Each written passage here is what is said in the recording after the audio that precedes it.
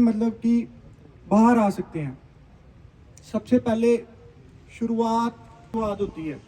हम सबसे पहले अपनी उस एज में जिसमें आप हैं, लोगों को देखते अपने बड़े बड़े जो होते हैं घर वालों से कि मुझे ये महंगा फ़ोन चाहिए, कार चाहिए या फिर बाइक चाहिए, क्योंकि यही पॉइंट्स होते हैं जहां मतलब कि हम इसकी तरफ आहिस्ता आहिस्ता बढ़ते हैं।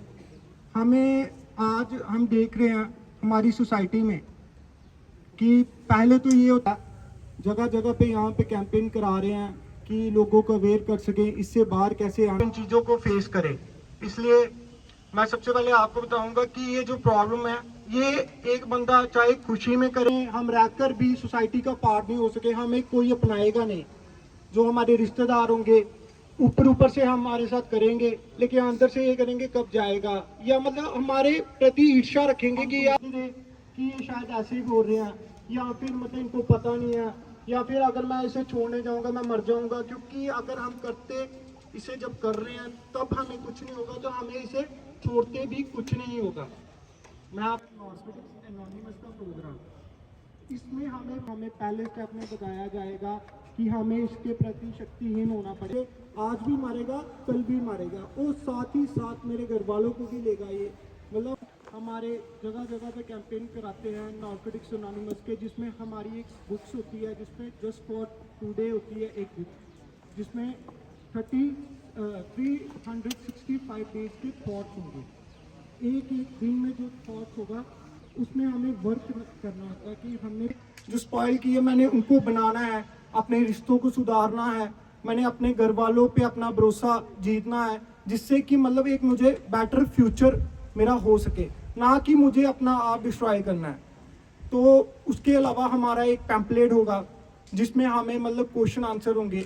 जैसे आप स्कूल में भी हम अगर आते हैं तो ये तो है नहीं है बिना, अगर शायद मैं तो करता नहीं हूँ, ठीक है ना, तो मैं क्यों उसे पढ़ूँ, क्योंकि ये तो अपनी जिम्मेवारियां समझनी होंगी। क्योंकि अगर मैं किसी की हेल्प करूंगा, मेरी वजह हमारे नेबर या कोई भी सिटी है या फिर हमारा गांव है, कहीं भी हम देख रहे हैं कोई व्यक्ति जो पीड़ित है इस नशे से, ठीक है ना, घर वाले उसकी नहीं उसका इलाज करा पा रहे, तो आप ये जिम्मेवारी समझो। क्योंकि ही मतलब अपने मोटिव बताना चाह रहे हैं आपको कि यार ये जो हमारे साथ हुआ है ये आने वाली जनरेशन। जब हम लोग हमने लोगों ने नशा किया था, तो हमारे घर वालों ने भी बहुत आगे पीछे, हमें किसी पता चला मकेरिया में डॉक्टर बैठता है वहाँ लेके चले गए, कहीं कोई पीर फकीर बैठता है वहाँ लेके चले गए।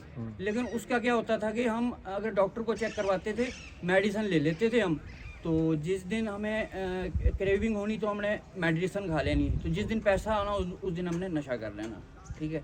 तो हमें इस चीज़ का हमारे 2 साल ऐसे ही वेस्ट हो गए इस चक्कर में, मेडिसिन के चक्कर में, इधर से इधर।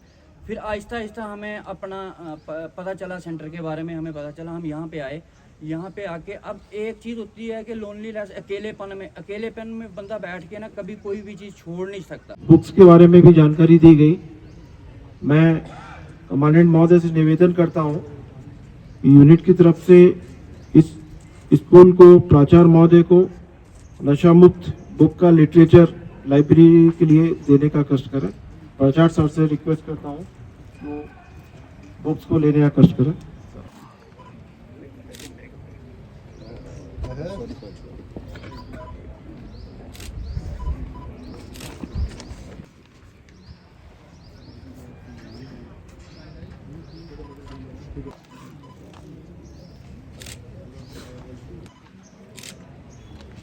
Thank you.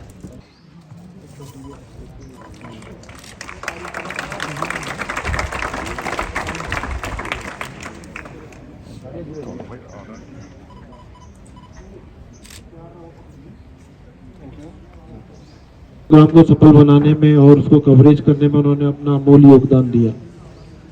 मैं कमांडेंट सर को और जो भी स्टाफ है जो इसमें शामिल हुए और उन्होंने आप सबको जागरूक किया, मैं उनको भी धन्यवाद देना चाहूँगा।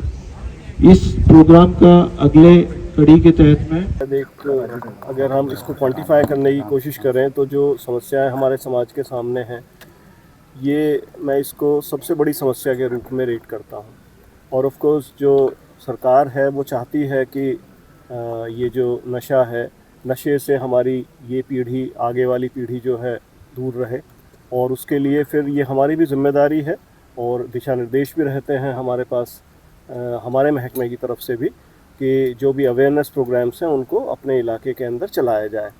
तो उसी कड़ी में ये कार्रवाई यहाँ हो रही है और मैं बहुत थैंकफुल हूँ प्रिंसिपल साहब का और जो नवयुग इंस्टीट्यूशन है, NGO है, उनका भी, कि वे भी इसका एक हिस्सा बने।